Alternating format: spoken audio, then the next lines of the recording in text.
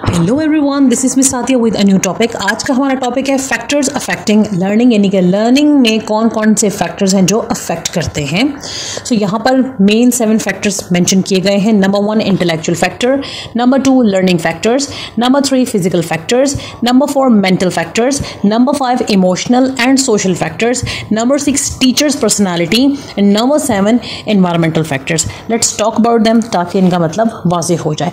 सबसे पहले हम बात करेंगे इंटेलेक्चुअल फैक्टर के बारे में। इस टर्म का मतलब है इंडिविजुअल मेंटल हेल्थ, यानी कि किसी भी इंडिविजुअल की मेंटल हेल्थ के बारे में या मेंटल लेवल के बारे में इंटेलेक्चुअल फैक्टर में बात की जाती है। स्कूल की जो सक्सेस है वो बच्चे की मेंटल हेल्थ पर डिपेंड करती है। जितनी बच्चे की मेंटल हेल्थ अच्छी होगी डेफिनेटली उसकी स्कूल परफॉर्मेंस उतनी ही अच्छी होगी, लेकिन जितनी ही बच्चे की मेंटल हेल्थ वीक होगी ही उतना ही उसका जो परफॉर्मेंस है वो भी वीक होगी। वो लोग या वो बच्चे जो लो इंटेलिजेंस के साथ हैं often encounter serious difficulty in mastering school work, और बाज़ औक़ात तो याद करने में मुश्किलात होती हैं just because of special intellectual disabilities. अब एक बच्चा अगर एक सब्जेक्ट में लो स्कोर कर रहा है और किसी दूसरे सब्जेक्ट में बहुत अच्छे स्कोर्स कर रहा है, सो हो सकता है, पॉसिबल है कि presence of a special deficiency हो उसके अंदर। लेकिन साइकोलॉजी रिवील करती है कि अगर हम किसी भी इंडिविजुअल की हेल्प करें तो वो इस तरह की डिसेबिलिटीज़ या प्रॉब्लम से डायग्नोज होने के बाद बाहर निकल सकता है। So the native capacity of the individual is of prime importance in determining the effectiveness of the learning process. Second one, learning factors. अब लर्निंग फैक्टर्स में क्या क्या आ जाता है? सबसे पहले ये कि व्हाट हैज़ बीन टॉट, दूसरा फॉल्टी मेथड्स ऑफ वर्क या स्टडी, तीसरा नैरोनेस ऑफ एक्सपेरिमेंटल बैकग्राउंड। ये चीज़ें अफेक्ट कर सकती हैं learning process of an individual, किसी की भी लर्निंग प्रोसेस को। अगर स्कूल बहुत तेज़ी से प्रोसीड कर रहा है और ये चेक नहीं कर रहा कि बच्चे क्या पढ़ रहे हैं, बच्चे क्या कर रहे हैं, यानी कि what is being taught, the people accumulates a number of deficiencies. यानी कि जब पता ही नहीं चल रहा, जल्दी जल्दी पढ़ाने से पता ही नहीं जब चल रहा कि बच्चा क्या पढ़ रहा है, बच्चे को मालूम ही नहीं कि वो क्या पढ़ रहा है, कॉन्सेप्ट क्या है, कंटेंट क्या है, एग्जाम्पल क्या थी, काम क्या था, सब्जेक्ट क्या है, टॉपिक क्या है। जब बच्चों को पता ही नहीं है क्योंकि वो प्रोसेस बहुत तेज़ी से चल रहा है, तो क्या होगा कि नंबर ऑफ डेफिशिएंसीज एक्यूमुलेट करेंगी जो कि इंटरफेयर करती हैं विद सक्सेसफुल प्रोग्रेस के साथ। अब अगर मैथ्स है उसमें बेसिक नॉलेज एडिशन है, ठीक है, अब वो ज़रूरी है, एडिशन हो गया, मल्टीप्लिकेशन हो गया, ये चीज़ें बहुत ज़रूरी हैं, ये बेसिक मैथ्स का कॉन्सेप्ट है। अगर यही वीक होगा तो बच्चे बड़े क्वेश्चंस को कैसे सॉल्व कर लेंगे? तो इसके लिए बहुत ज़रूरी है। इसी तरह अगर देखा जाए कि अगर बच्चा हिस्ट्री में बार बार फेल हो रहा है, उसकी क्या वजह हो सकती है? या तो वो कम पढ़ रहा है या फिर उसकी इंग्लिश वीक है। सो जो फैक्टर्स वीक हैं उन पर वर्क करना बहुत ज़रूरी है, और अगर इन पर काम ना किया जाए तो डेफिनेटली ये जो लर्निंग फैक्टर है इसमें बच्चे की जो परफॉर्मेंस है वो बहुत डल होती है, बहुत वीक होती है। इसके बाद हम बात करेंगे फिज़िकल फैक्टर्स पे। फिज़िकल फैक्टर्स में जैसे जो फैक्टर्स इंक्लूडेड है इसमें health, physical development, nutrition, visual, physical defects and glandular abnormality है। ये जनरली रिकग्नाइज किया जाता है कि ill health retards physical and motor development. अगर इल हेल्थ है तो ये प्रॉब्लम क्रिएट करती है फिजिकल और मोटर डेवलपमेंट में, and malnutrition interferes with learning and physical growth. अगर मैल न्यूट्रिशन है बच्चों में तो वो लर्निंग और फिजिकल ग्रोथ दोनों को ही वो अफेक्ट करती है। अब वो बच्चे जो सफ़र करते हैं विजुअल या ऑडिटरी या अदर फिजिकल जो डिफेक्ट्स हैं, तो क्या होगा कि बच्चे रीडिंग, स्पेलिंग, राइटिंग इस तरह की डेफिशिएंसीज से गुजरेंगे। So it has been demonstrated that various glands of internal secretion, जैसे इसके अलावा थायराइड हो गया, अगर बच्चों में थायराइड है जो कि आजकल बहुत ज़्यादा है बच्चों में, तो उसकी वजह से उनमें एग्रेशन आ जाता है, एंग्जाइटी आ रही है, उनके बिहेवियर टोटली चेंज हो जा रहे हैं। तो वो फिज़िकल हेल्थ जो है उसमें बहुत बिगाड़ बन रहा है, जो कि उनकी लर्निंग को बहुत ज़्यादा डिस्ट्रैक्ट कर रही है, डिस्टर्ब कर रही है, तंग कर रही है। So the health of the learner will likely affect his ability to learn and his power to concentrate. Next हम बात करेंगे mental factors पर। एटीट्यूड बच्चे का हमेशा तभी ख़राब होता है या उसका एटीट्यूड तब आकर बुरा होना शुरू होता है जब वो मेंटल फैक्टर्स से गुजर रहा होता है, बैड मेंटल फैक्टर से गुजर रहा होता है। बच्चे का एटीट्यूड बहुत ज़्यादा अफेक्ट होता है। Attitudes are made up of organic and kinaesthetic elements. इसको हम इमोशंस के साथ कंफ्यूज नहीं कर सकते। एटीट्यूड्स आर मोर और less of definite sort, so they play a large part in the mental organization and general behavior of the individual. Attitudes बहुत बहुत important part play करते हैं बच्चे की mental health में। general behavior भी उसका इसी से बनता है। तो अगर एटीट्यूड अच्छा है, पॉजिटिव है, देन डेफिनेटली बच्चे का जो मेंटल फैक्टर है वो उतना ही स्ट्रांग होगा। लेकिन अगर वही एटीट्यूड नेगेटिव है तो बच्चे की जो मेंटल फैक्टर है वो उतना उसमें नेगेटिविटी आ जाएगी। एटीट्यूड्स बहुत ज़रूरी होते हैं डेवलपमेंट ऑफ पर्सनालिटी के लिए। अब इसमें क्या क्या आ जाता है, इसमें एटीट्यूड इंटरेस्ट आ जाता है, चेयरफुलनेस आ जाती है, अफेक्शन, प्रेजुडिस आ जाती है, ओपन माइंडेडनेस, लॉयल्टी आ जाती है। ये सारी चीज़ें एटीट्यूड में आती हैं। दिलचस्पियाँ बच्चे की, खुश कैसे रहना है, अफेक्शन कैसी है, प्रेजुडिस कैसे है, ओपन माइंड होना है, लॉयल कैसे होना, ये सब एटीट्यूड में आ जाता है। So attitudes exercise a stimulating effect upon the rate of learning and teaching and upon the progress in school. The efficiency of the work from day to day and the rapidity with which it achieved are influenced by the attitude of the learner. Favourable जो mental attitude है वो facilitate करता है अच्छी learning को। Favourable mental attitude. So the factor of interest is very closely related in nature, so that of symbolic drive and reward. तभी अच्छा reward मिलता है जब बच्चे की मेंटल हेल्थ स्ट्रांग है। उसके लिए एटीट्यूड का स्ट्रांग होना, पॉजिटिव होना अच्छा है। उसी से बच्चे की परफॉर्मेंस अच्छी होगी और बच्चे की लर्निंग अच्छी होगी, देन रिवॉर्ड्स अचीव करेगा बच्चा। Next one, emotional and social factors. अब इसमें पर्सनल फैक्टर्स हैं, जैसे इमोशंस रिलेट करती हैं, सोशल फैक्टर्स हैं जैसे कोऑपरेशन वगैरह। अब ये डायरेक्टली रिलेट करती हैं to complex psychology of motivation. इनमें भी मोटिवेशन की ज़रूरत होती है। इमोशनल एंड सोशल फैक्टर्स जिस हद तक स्ट्रांग होंगे उतना जो लर्निंग है वो किसी भी इंडिविजुअल की स्ट्रांग होगी। अब ये है कि जो इंडिविजुअल है उसके मुख्तलिफ सिचुएशंस में मुख्तलिफ रिस्पॉन्सेस हो सकते हैं। बाज़ औक़ात ऐसा होता है कि किसी भी सब्जेक्ट के बारे में बच्चे की डिसलाइकिंग बन जाती है। अब इसमें उसकी इमोशंस अटैच है।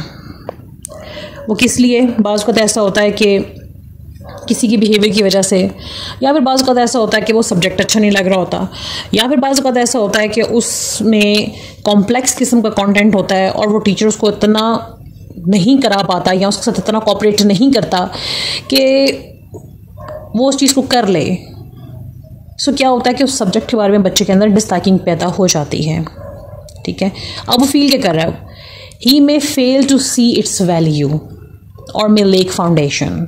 ठीक है, so this dislike results in a bad emotional state. अभी डिसलाइकिंग क्या कर रही है? बैड इमोशनल स्टेट दे रही है।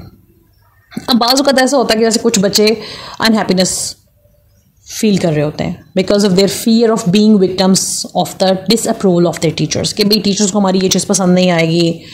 कॉन्फिडेंस की कमी होती है ना बच्चों में, इमोशनली उनमें कॉन्फिडेंस की कमी होती है कि जो टीचर्स को हमारा ये एक्ट या ये कंटेंट या ये प्रोजेक्ट पसंद नहीं आएगा या ये काम पसंद नहीं आएगा। उन्हें डिसअप्रूवल का खौफ होता है, या क्लासमेट्स जो भी होते हैं उनसे डिसअप्रूवल का खौफ होता है, उनके साथ अच्छी फ्रेंडशिप मैं नहीं बना पाऊँगा। सो यहाँ पे बच्चे की तरबियत भी बहुत वर्किंग करती है कि बच्चे के अंदर किस हद तक एक चीज़ को एक्सेप्ट करने की टेंडेंसी मौजूद है। सो हर चीज़ मैटर करती है। So this is an unwholesome attitude and affects the learning process to a considerable degree. और बाज़ औक़ात ये ऐसा होता है कि बैड ट्रेनिंग की वजह से भी ये होता है। बाज़ औक़ात ये बैड ट्रेनिंग घर से भी हो जाती है और बाज़ औक़ात ये बैड ट्रेनिंग जो है वो इंस्टीट्यूट की तरफ से भी मिलती है। टीचर्स के बिहेवियर, स्टूडेंट्स के बिहेवियर, क्लासमेट्स के बिहेवियर्स की वजह से या फ्रेंड्स के ग्रुप की बिहेवियर की वजह से मिलती है, जिसकी वजह से बच्चों के इमोशनल सोशल फैक्टर्स जो है वो डायरेक्टली हिट होते हैं और उनकी लर्निंग पर एक डायरेक्टली इफेक्ट होता है और रिजल्ट जो है या परफॉर्मेंस जो है वो लो हो जाती है बच्चे की। नेक्स्ट हम बात करेंगे टीचर्स पर्सनालिटी पर। The teacher as an individual personality is an important element in the learning environment. अब टीचर की जो पर्सनालिटी है वो फेलियर और सक्सेस दोनों को लेकर चलती है। टोटली डिपेंड करता है कि टीचर की पर्सनालिटी कैसी है। ये टीचर पर डिपेंड करता है कि वो फेलियर्स दे, वो टीचर पर डिपेंड करता है वो सक्सेस दे। टीचर एक ऐसी की है, उसको मालूम है कि मेरे पास मेरे ये स्टूडेंट्स हैं और मैंने इस तरीके से अल्टरनेट्स रखने हैं कि मेरा हर स्टूडेंट मेरे इस कंटेंट को या इस चैप्टर को या इस टॉपिक को या सब्जेक्ट को वो कवर कर जाए। ये टीचर पे डिपेंड करता है, उसकी पर्सनालिटी इतनी इंपॉर्टेंट है। किसी भी टॉपिक को बच्चों के जहन में डालने के लिए ये टीचर पे डिपेंड करता है उस एनवायरनमेंट को कैसा रखना है, अल्टरनेट्स क्या यूज़ करने हैं, एविएट्स कैसे यूज़ करने हैं, लैंग्वेज क्या होनी है, बिहेवियर क्या होना है, मैंने अपनी क्लास को साथ कैसे लेके चलना है, उन्हें इन्वॉल्व कैसे करना है कि मेरे हर स्टूडेंट चाहे वो जिस भी IQ लेवल का है वो उस चीज़ को एक्सेप्ट करे और वो सीखे कि मैंने उसको क्या सिखाया है, मैंने उसको क्या समझाया है। Totally depends upon the behaviour and alternates और एफिशिएंसी टीचर की, ये सब काम आती हैं। सो बच्चे की लर्निंग में टीचर्स पर्सनालिटी भी काफ़ी हद तक अहम रोल प्ले करती है।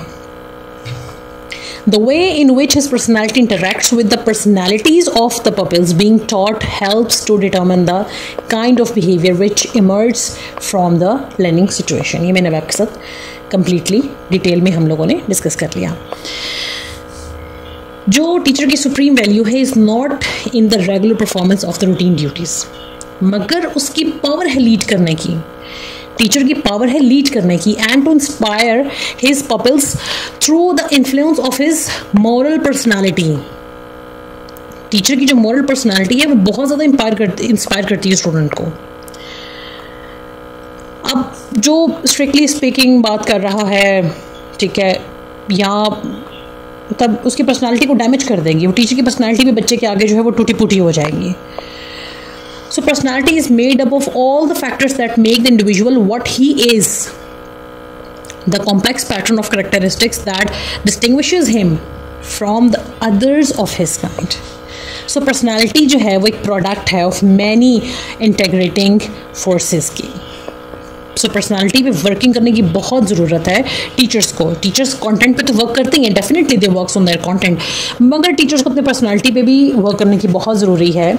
उसमें जो जो चीज़ें आती हैं उसमें लैंग्वेज है, उनके बात करने का अंदाज़ है, जैसे होता है ना सॉफ्ट स्पोकन नहीं है, बहुत हार्श स्पोकन नहीं है। आपने इस तरह से रखना है कि स्टूडेंट आपकी बात को उसका दिल करे, वो सुने आप लोगों को। सो बहुत सारी ज़रूरियात हैं टीचर्स पर्सनालिटी में इम्प्रूव करने की, जिसकी वजह से अगर ये इम्प्रूव नहीं होती है तो डेफिनेटली बच्चे की लर्निंग जो है वो अफेक्ट होती है। Next factor is environmental factors. ये सबसे इम्पॉर्टेंट फैक्टर मुझे तो फील होता है। उसकी रीज़न ये है कि जिस इन्वायरमेंट में लर्निंग हो रही है वो इन्वायरमेंट बहुत मैटर करता है। अब इसमें फैसिलिटेट किया जाना मेंशन होता है कि जितनी अच्छी स्टूडेंट को फैसिलिटेट किया जाएगा, किसी भी इंडिविजुअल को फैसिलिटेट किया जाएगा, चाहे वो घर में है चाहे वो किसी भी तालीमी इदारे में है, देन डेफिनेटली उसकी लर्निंग उतनी ही इफेक्टिव होगी। जितना अच्छा उसको अप टू डेट किया जाएगा डेफिनेटली उसकी जो लर्निंग है वो उतनी अच्छी होगी।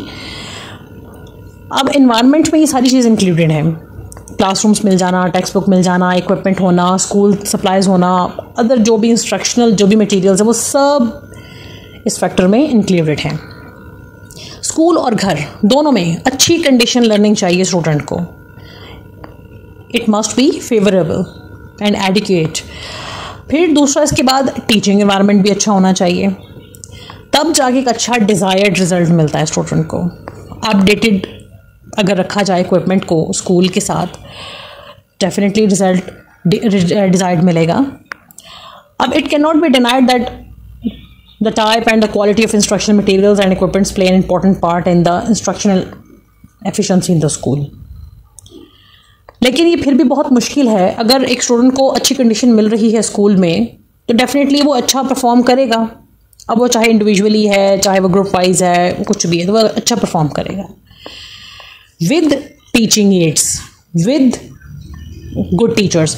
अच्छा टीचर मिलना भी, ये भी फैसिलिटीज़ में शामिल है, या प्रॉपर हर सब्जेक्ट का टीचर मिलना भी फैसिलिटीज़ में शामिल है। लेकिन अगर वहीं पे बच्चे को अगर अच्छा इन्वायरमेंट नहीं मिल रहा, रूम नहीं मिल रहा, इक्विपमेंट नहीं मिल रहा, बुक्स नहीं मिल रही, स्कूल में बेसिक नेसेसिटीज़ मौजूद नहीं हैं,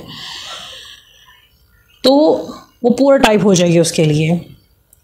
बिल्डिंग अच्छी नहीं है, सो क्या होगा, या इंस्ट्रक्शन मटेरियल्स अच्छे नहीं हैं, तो बच्चे की इफेक्टिव लर्निंग नहीं हो सकेगी। ये फैक्टर्स बच्चे की लर्निंग को डिस्ट्रॉय कर देंगे। A school building or classroom has no merit when built without due regard to its educational objectives and functions.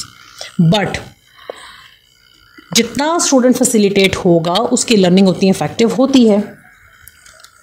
So thanks for watching this video. Please do subscribe, like and share.